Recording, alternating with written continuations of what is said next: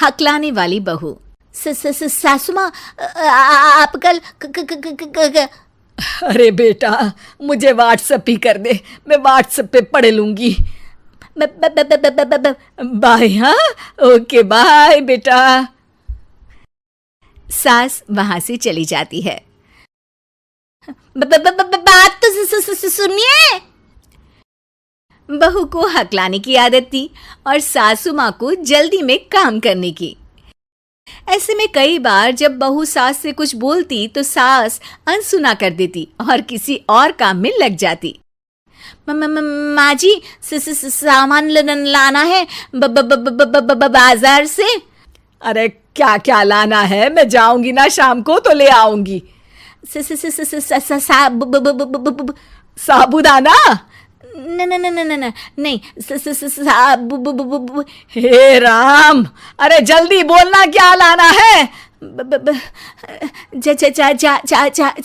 झाग वाला साबुन? अच्छा ठीक है, लेकर आऊंगी। झाग देने वाला साबुन ले आऊंगी बस। झाड़ू लाना। अच्छा, और बता। और सब ठीक। अरे हाल नहीं पूछ रही हूँ, सामान में और क्या लाना है ये बता। सॉस? अरे सॉस तो रखा है ना। सॉरी। अरे बेटा, ये हालचाल और सॉरी की बात बाद में कर लेना, अभी बस सामान क्या लाना है ये बता दे। माचिस? मटर? नहीं। मसाले? अरे अरे मटन? अरे बेटा, अपने घर में मटन कहाँ बनता है? बहू सास की पीठ पर एक लपड़ मार देती है। अरे ये क्या बहू, बदतमीज कहीं की। मच्छर था पीठ पे। हाँ, अच्छा है कि गाल पे नहीं था बहू। बाकी सामान माँ जी। अरे रहने दे बहू, रहने दे, मैं खुद किचन में जाकर देखाऊंगी कि क्या क्या सामान लाना है। सास बाजार चली जाती है। थोड़ी देर बाद घर पम्मू आंटी आ जाती है। सास घर के बाहर रहती है। सास को पम्मू आंटी बिल्कुल पसंद नहीं है। वो जब भी आती है कुछ ना कुछ मांगती ही रहती है। बहू पम्मू आंटी की ये बात जानती है और वो सोचती है, सासू माँ को बोल देती हूँ कि पम्मू आंटी आई है तो बाजार में ही घूम लेंगी। अगर पम्मू आंटी के जाने से पहले सासू माँ आ गई तो पम्मू आंटी उनसे कुछ न कुछ मांग लेंगी या बाजार से आने वाला सामान अपने साथ ले जाएगी। बहू बाजार से वापस लौट रही सास को दूसरे कमरे में जाकर फोन लगाती है। हेलो, आप बोल बहू। हेलो माँ जी। अरे जल्दी जल्दी बोलना, घर ही आ रही हूँ, कुछ और लाना है क्या? नहीं। नहीं? अरे फिर फोन क्यों किया? आप घर? हाँ, घर ही आ रही हूँ। हाँ प सा नी प म ग रे सा। बेटा, इनके आगे भी तो कोई सुर लगा। घर घर में? घर ही आ रही हूँ, चल बाद में बात करती हूँ।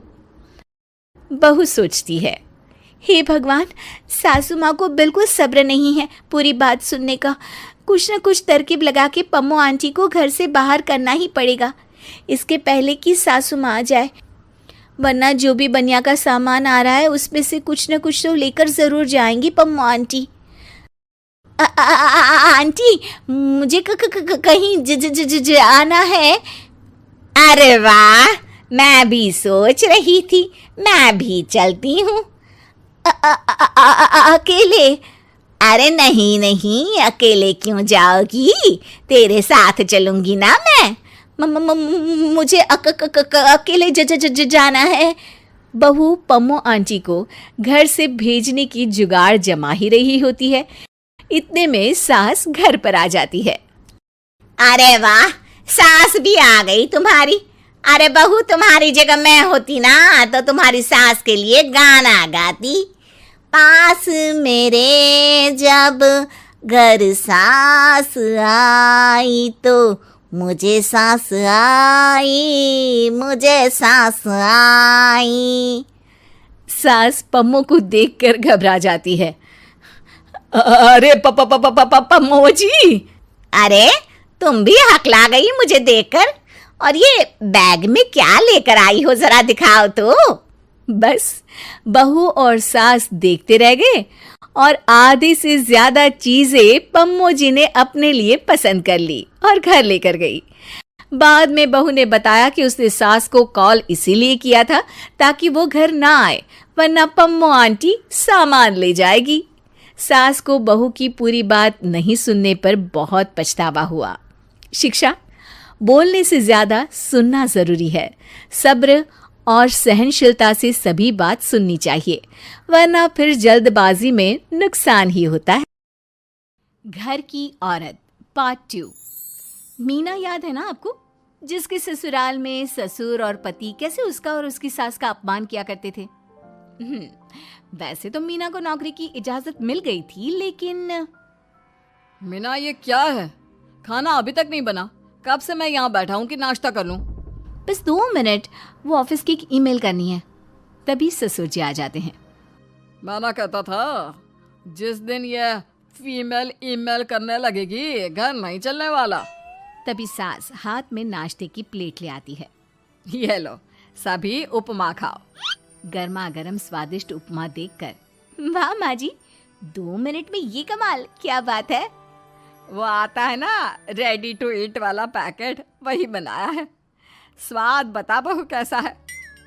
कल तक जो बीवी पति के नाम से ही कांपती थी, बहू के आ जाने के बाद कैसे उड़ रही है, ये देखकर ससुर जी को आ जाता है गुस्सा। हाँ, पैसे तो पेड़ पर उगते हैं ना, या तेरा बाप दे जा रहा है जो बैठे बैठे पैसे खर्च कर रही है। अरे जरा शरीर चला लिया कर, वरना पता है ना जब मेरा हाथ पड़ेगा तो कैसे काम करती है तू। बहू बेटे के सामने खुद का अपमान सास बर्दाश्त नहीं कर पाती और रोती हुई कमरे में चली जाती है। क्या पापा, क्या जरूरत थी माँ से ऐसे बात करने की? सुबह से कुछ नहीं खाया है, अब जब खाना आया तो रुला दिया आपने। चलिए देखते हैं माँ कहाँ गई। मेरी जूती भी ना जाए उस पागल औरत को देखने। अरे क्या गलत कहा मैंने? बस यही ना कि भाई पैसे बचाओ। अरे कमाने बाहर निकले ना तब पता चले कि कैसे हड्डी गल जाती है। बात तो सही कह रहे हैं पिताजी, माँ को तो बस पैसे उड़ाना आता है। अरे पर माँ ने तो सबके लिए नाश्ता ही बनाया था ना, कौन सा खुद के लिए गहने खरीदे थे। खैर, बहू समझ जाती है कि सारा मामला कमाई का ही है, क्योंकि सास कुछ करती नहीं, कुछ कमाती नहीं, तो ससुर जी उन पर हावी रहते हैं। फिर क्या था, अब थी बारी बहू की।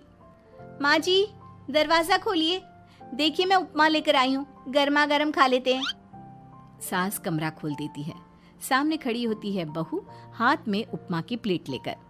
बहू सास की सूजी आंख देखकर समझ जाती है कि मामला गड़बड़ है।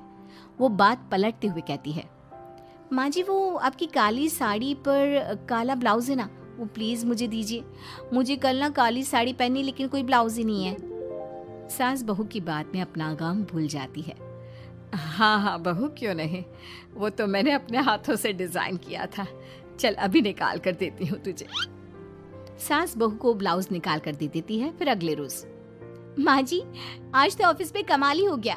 पता है क्या, सारी सहेलियों ने घेर लिया, पूछ रही थी ब्लाउज कहाँ से खरीदा। मैंने भी बोल दिया मेरी सास ने सिलाया, वो भी खुद डिजाइन करके। ये तो वही बात हो गई कि झोला छाप डॉक्टर की दवाई काम कर गई। अरे बहू, ये तो बस ऐसे ही बना दिया था। लेकिन माँ जी आपको पता है, ये देखिए 2 लोगों ने तो मुझे कपड़ा भी दे दिया और नाम भी, सेम टू सेम डिजाइन का ब्लाउज बना दो, और बदले में ये 2000 रुपए। हाथ में 2000 देखकर सास की तो आंखें फटी की फटी रह जाती है। अरे बहू, ये तो कमाल ही कर दिया। ये काम तो मैं कल तेरे ऑफिस जाने से पहले ही खत्म कर दूंगी। सच्ची माँ जी, कैसे इतनी जल्दी? अरे बहू, वो बस नाप है ना, उसी के आकार का काट काट कर डिजाइन ही तो देना है। ये तो मेरे बाएं हाथ का खेल है। अगले रोज बहू ऑफिस जाती है और फिर शाम को 2 ब्लाउज ले आती है।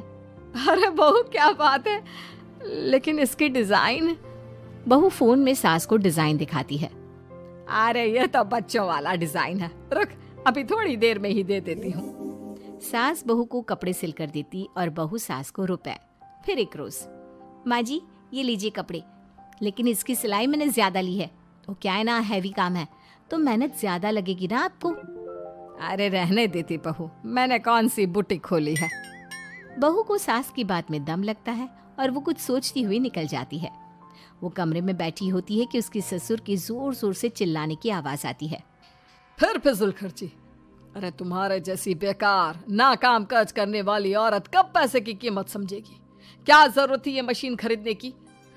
अरे वो मैंने EMI में ली है, आपको पता है ना कपड़े सिलने का कितना शौक है मुझे। हाँ तो क्या दर्जी बनोगी, लोगों को पकड़ पकड़ कर नाप लोगी। अरे कुछ तो शर्म करो। तभी बहू आ जाती है, उसके हाथ में चाबी होती है। माँ जी ये चाबी मैंने चौराहे में आपके लिए बुटीक खोला है, पैसा लोन से लिया है तो काम करके आप चुका देना। और हाँ माँ जी, कल उद्घाटन है तो 11 बजे दुकान में पहुँच जाना, पूजा में आपको ही बैठना है। ये सुनकर ससुर जी आग बबूला हो जाते हैं। कहीं नहीं जाएगी ये, इस घर की औरतें बाहर नहीं निकलती। तू तो इंजीनियर है इसलिए तुझे इजाजत दे दी, लेकिन ये तेरी सास 4 अक्षर नहीं आते इसको। अरे रहने दे, क्यों पैसा बर्बाद करवा रही है। सास को डांटने की आदत ससुर जी को जो लग चुकी थी। सास बहू की ओर देखती है। तो माँ जी कल वक्त से तैयार रहना। ससुर जी आप ही तो माँ जी को कहते थे ना उन्हें पैसे की कदर नहीं है, तो अब वो खुद ही कमाने जा रही हैं। अरे और क्या पापा, देखिए मीना ने कितना अच्छा बुटीक खुला है माँ के लिए। अरे रहने दो, ये कुछ नहीं कर पाएगी, गंवार कहीं की। ससुर की रजामंदी ना होने के बाद भी सास काम करती है, लेकिन ससुर भी ससुर होता है। एक रोज सास देर से घर आती है। कहाँ घूम रही थी, या कोई वक्त है घर आने का। घर का ठेका क्या आप मर्द लेंगे। अब लगोगी रसोई में, क्योंकि तुम्हारी बहू रानी भी नहीं आई अभी तक। पापा आज बाहर से ही मंगवा लेते हैं। आज बहुत ज़्यादा काम था, किसी की शादी का पूरा कपड़ा सिलना था। कल उन लोगों की ट्रेन थी, खुद बैठकर काम करवा कर गए हैं। बहू ये पैसे हैं आज के गल्ले के, ज़रा संभाल ले। ससुर देख रहा होता है कि कैसे कल तक जिस औरत को वो बुरा भला कहकर डरा कर रखता था वो आज उससे ज्यादा कमा रही है। देखते हैं कितना दिन कमाती है। ससुर अब रोज कोई ना कोई ऐसा काम करता जिससे सास का काम बंद हो जाए। फिर एक दिन, हे भगवान 10 बज गया, बुटीक खोलने का वक्त हो गया है, लेकिन ये मेरी साड़ी, इस पर ये क्या गिर गया, पता नहीं किसने क्या डाल दिया, अब क्या करूं। सास दोबारा अलमारी से दूसरी साड़ी निकालती है, फिर उसे प्रेस करती है और किसी तरह बुटीक पहुंचती है जहां पहले से ही कस्टमर खड़े होते हैं। अरे क्या हो गया, लगता है काम चल गया तो मैडम के भाव बढ़ गए। पता है इस धूप में पिछले आधे घंटे से खड़े हैं, पता होता तो वो बगल वाली शॉप में ही दे देते। अरे अरे माफ़ करिएगा, वो क्या हुआ ना, तैयार होकर निकल ही रही थी कि साड़ी में सॉस गिर गया। दोबारा साड़ी चेंज की तो आप आई। ठीक है, लेकिन अब आ गई है तो जरा जल्दी से कपड़े दे दो, हमें जाना है। सास को कस्टमर की बात बुरी लगती है, लेकिन क्या करती, वो जल्दी से सभी को सारा सामान देकर विदा करती है। सारा दिन काम करती है। वो निकल ही रही थी कि एक कस्टमर आती है। जी वो मेरी साड़ी है ना शादी की, उसका लहंगा बनवाना है। हाँ हाँ क्यों नहीं, बनवा लो। शादी की साड़ी के साथ इमोशंस जुड़े होते हैं। बिल्कुल सही बोला आपने, परसों मेरी शादी की सालगिरह है तो ज़रा बना देना। अरे नहीं नहीं, इतनी जल्दी कहाँ तैयार होता है शादी का लहंगा, कम से कम 4 दिन तो। देखिए आप 2 दिनों में जितना कमाती है ना वो मैं आपको 1 दिन में दे दूंगी। बस मेरी ये शादी की साड़ी का लहंगा बना दीजिए। सास को भी अब पैसे की लालच आ जाती है। वो सोचती है कि वैसे भी कोई अर्जेंट काम नहीं है तो वो मैनेज कर लेगी। अब ठीक है, नाप दे दीजिए। औरत नाप देकर वहां से चली जाती है। सास सोचती है कि घर जाकर रात में काम करेगी। ये सोचकर वो उस औरत की शादी की साड़ी घर ले आती है। वाह, अब काम घर पर भी ले आ रही हो। हाँ लेकिन घबराइए नहीं, घर के काम में कोई असर नहीं होगा। सास घर का काम करती है, बहू के साथ खाना बनाती है, खिलाती है और फिर क्या बात है सासू माँ, बड़ी जल्दी जल्दी काम कर रही हैं आज। सास बहू को सारी बात बताती है। क्यों माँ जी, इतनी भी क्या मेहनत करना? अरे बात सिर्फ पैसे की नहीं है, बल्कि उस बेचारी औरत की इमोशंस की भी थी। ये उसकी शादी की साड़ी है ना। ससुर पास खड़ा सब सुन रहा था। अब देखो, बहुत काम करने का शौक है ना। कैसे भरे बाजार तुम्हारी दुकान खुद तुम बंद करोगी।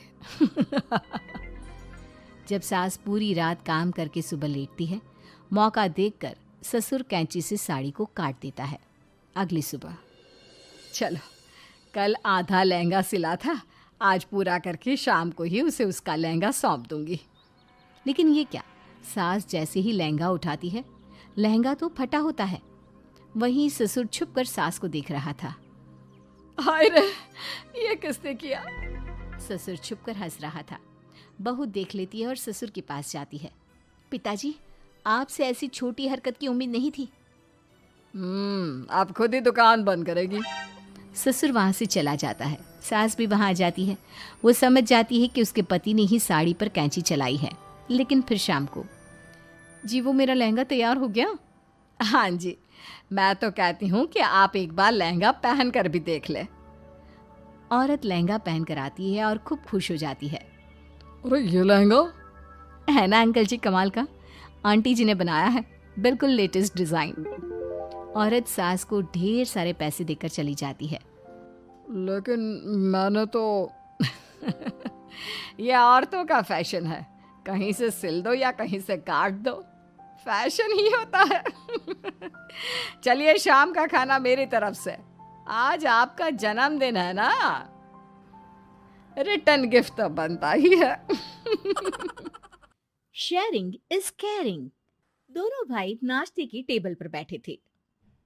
प्रियंका, मेरा नाश्ता कहाँ है? भाभी, मुझे भी ऑफिस के लिए लेट हो रहा है। इस पर प्रियंका किचन में से दोनों के नाश्ते की प्लेट्स लेकर बाहर आती है। लो भाई, आप दोनों का नाश्ता। किसी को भी 1 मिनट का सब्र नहीं है। ये प्रियंका का ससुराल है, जहाँ कोई औरत ना होने की वजह से शादी वाले दिन से ही घर के साथ दोनों भाइयों की जिम्मेदारियां प्रियंका संभाल लेती है। दोनों भाई शांति से नाश्ता कर रहे होते हैं कि अंकुश अपने भाई की प्लेट से पराठे का एक टुकड़ा उठा लेता है। आपको पता है ना, मैं खाना शेयर नहीं करता, फिर भी मेरी प्लेट में से खाना जरूरी है क्या? अरे हद हो गई है, मुझे नहीं खाना अब। अंकुर गुस्से में नाश्ता छोड़कर टेबल से उठ खड़ा होता है। अरे ये कैसा बिहेवियर है अंकुर, एक टुकड़ा ही तो है। एक हो या आधा, मुझे भूख लगी है तो ये सिर्फ मेरा ही है। उसे भी किसी के साथ शेयर करने बैठा तो भूखा नहीं रह जाऊंगा। अरे बाबा ठीक है, अब इस पर भी लड़ाई? दूसरा बना देती हूँ, पर प्लीज ऐसे खाना बीच में छोड़कर मत जाओ, इससे अन्न का अपमान होता है। ओ प्लीज भाभी, ऐसी कोई चीज होती ही नहीं है। आपके पास पैसे हैं, खरीदो और खाओ, अगर नहीं खाया जाए तो फेंक दो। अरे दुनिया में सब यही करते हैं। अंकुर बैग उठाकर ऑफिस के लिए चला जाता है, जिसके पीछे उसका बड़ा भाई मायूस सा घर में खड़ा रह जाता है। जिसने बचपन से सोने की चम्मच में खाया हो, उसे दुनिया के बारे में क्या पता होगा। वैसे गलती तो हमारी ही है। अगर कभी बचपन में ही सही गलत का फर्क सिखाया होता तो आज ये हाल नहीं होते। आप फिक्र क्यों करते हैं जी? भगवान है, वो जो भी करता है सबकी भलाई के लिए ही करता है, और जब वो चाहेंगे तो अपनी तरह से अंकुर भैया को भी सब कुछ सिखा देंगे। पत्नी की बात पर विश्वास कर अंकुश भी ऑफिस चला जाता है। सुबह से दोपहर होती है और अंकुर लंच करने ऑफिस के पास वाले रेस्टोरेंट में पहुंचता है, जहां वो एक साथ बहुत सारा खाना ऑर्डर कर देता है। सर, क्या कोई आपको ज्वाइन करने वाला है? नहीं तो क्यों? अब कुछ नहीं सर, ऐसे ही। वेटर चला जाता है और कुछ देर में अंकुर का ऑर्डर लेकर वापस आता है, जिस पर अंकुर सब डिशेस में से थोड़ा थोड़ा खाकर बाकी ऐसे ही छोड़कर बिल देकर चला जाता है। वाह भगवान, तेरी माया। कहीं कोई एक एक टुकड़े के लिए तरसता रहता है और ये 5 लोगों का खाना ऑर्डर करके एक का भी पूरा नहीं खाते। पैसे वालों की माया। वेटर टेबल साफ कर बचा हुआ सारा खाना लेकर रेस्टोरेंट के पीछे घूम रहे बच्चों के पास पहुंच जाता है, जिसे देख बच्चों के चेहरे खिल उठते हैं। वाह, आज इतना सारा खाना आया। थैंक यू भैया, भगवान आपको खाने की फैक्ट्री बना दे। अगर ये फैक्ट्री मेरी होती तो तुम लोगों को कभी किसी का झूठा बचा हुआ खाना नहीं खाना पड़ता। चलो तुम लोग खाओ, पर ध्यान रखो किसी को पता ना चले, नहीं तो मेरी नौकरी चली जाएगी। इसी के साथ दिन बीतता है और रात को दोनों भाई एक साथ घर पहुंचते हैं। कुछ देर में सब डिनर करने बैठते हैं, जहां अंकुश अंकुर को समझाने की कोशिश करता है। अंकुर, अगर हमें लाइफ में सब कुछ मिला है, इसका ये मतलब नहीं कि तुम उसका गलत फायदा उठाओ, बल्कि तुम्हें उसकी मदद से दूसरों को भी मदद करनी चाहिए। भैया, जिनके पास नहीं है उनकी वजह मैं तो नहीं ना। और ऐसे बहुत लोग हैं जिनके पास सब कुछ है। इसलिए अगर मैं एक इंसान कुछ नहीं करूंगा तो कोई फर्क नहीं पड़ने वाला। तुम्हारे भैया बस एक चीज समझाना चाहते हैं कि जिस चीज की हमारे पास कमी नहीं है, उसे बर्बाद करने से अच्छा है कि लोगों के साथ शेयर करें। इससे हम सिर्फ सामान नहीं, खुशियां भी बांटते हैं, और इसमें तुम्हारा ज्यादा कुछ तो जाएगा नहीं। भैया भाभी की बात सुन अंकुर कुछ बोले बिना उठकर चला जाता है। इसी तरह दिन बीतते रहते हैं, जिसमें अंकुश और प्रियंका कोशिश तो बहुत करते हैं, पर अंकुर पर किसी भी चीज का कोई असर नहीं पड़ता। एक दोपहर अंकुर सैंडविच खाते हुए सड़क के किनारे चल रहा होता है। तभी उसकी नजर आइसक्रीम वाले पर पड़ती है और वो सैंडविच सड़क किनारे फेंक आइसक्रीम खरीदने पहुंच जाता है। अब इसे कहते हैं जिंदगी का सुख। जैसे ही अंकुर आइसक्रीम लेकर पीछे मुड़ता है तो एक आदमी को सड़क से वही सैंडविच उठाते हुए देखता है। वो आदमी बहुत कमजोर, गरीब, जैसे बहुत दिनों से खाना ना खाया हो वैसा लग रहा था। अंकुर उसके पास जाकर खड़ा हो जाता है। उसे देखकर आदमी सैंडविच अंकुर की तरफ कर देता है। आपको भी खाना है क्या? क्या हम इसे आधा आधा कर ले? मुझे बहुत भूख लगी है। वो मेरा ही झूठा सैंडविच है। तुम दूसरा खरीद कर क्यों नहीं खा लेते? इसे क्यों खा रहे हो? अरे भैया, अगर खरीदने के पैसे होते तो 4 दिन से भूखा नहीं घूम रहा होता। हैं? क्या? तुमने 4 दिन से कुछ नहीं खाया, फिर भी इस आधे सैंडविच को मेरे साथ बांटने के लिए तैयार हो गए? क्यों? अरे भैया, पैसा नहीं है तो क्या हुआ, इंसानियत आज भी उतनी महंगी नहीं हुई, और ना ही उस पर अमीर गरीब का टैग लगा है जो हम उसे रख ना सके। पर अफसोस, आजकल लोगों के अंदर पोषण, खून या विटामिन से ज्यादा इंसानियत की कमी होने लगी है। आदमी की बातों से अंकुर को समझ में आ जाता है कि वो आज तक कितना गलत काम करता आ रहा था। इसके बाद से वो अपनी किसी के साथ शेयर नहीं करने और खाने को बर्बाद करने वाली आदत को छोड़ देता है।